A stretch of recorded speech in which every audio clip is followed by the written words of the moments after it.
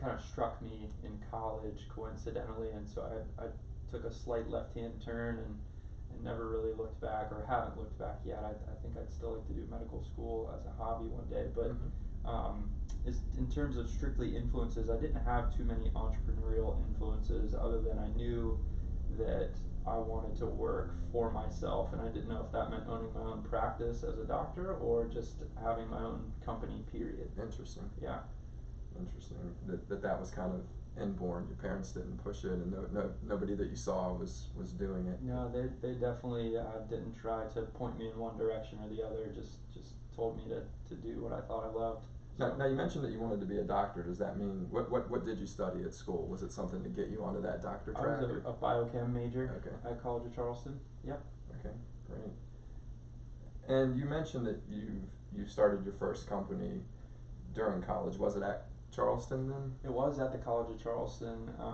It was called Perkle, and the idea was born out of wanting to know where all of the specials were on a daily basis in our college community, because obviously we were in college, we didn't have any money, so on a daily basis we were looking for the places to go buy the $1 beer or the 10-cent chicken wing or anything like that. So I'd still like to have that. Exactly.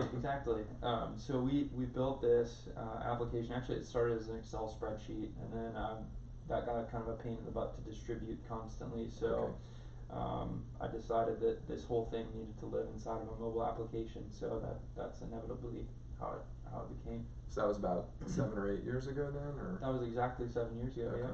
Yeah. Interesting. Yeah. You were probably on iOS 6 where they started. That is a great question. I haven't thought about that in that might quite have been a while. iOS 5 even. Yeah.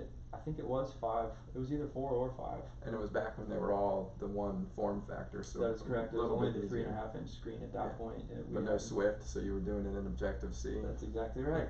Yes, that was pre-Swift, pre-4-inch iPhone, pre-Retina display, pre all of that with the original version. Yep. Yeah. Very interesting.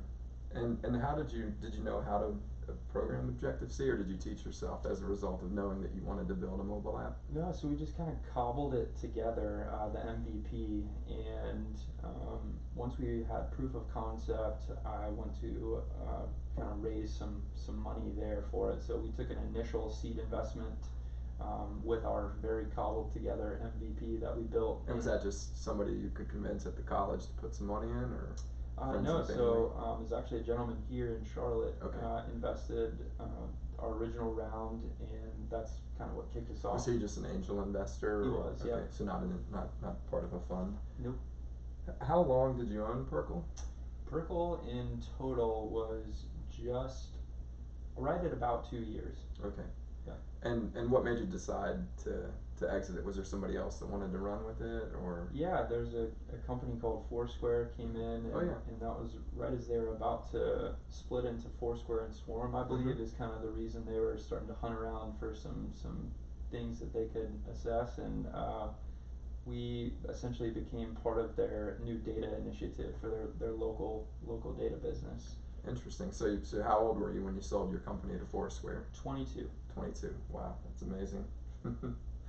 When did you know you wanted to sell it during that 2-year process? I really didn't.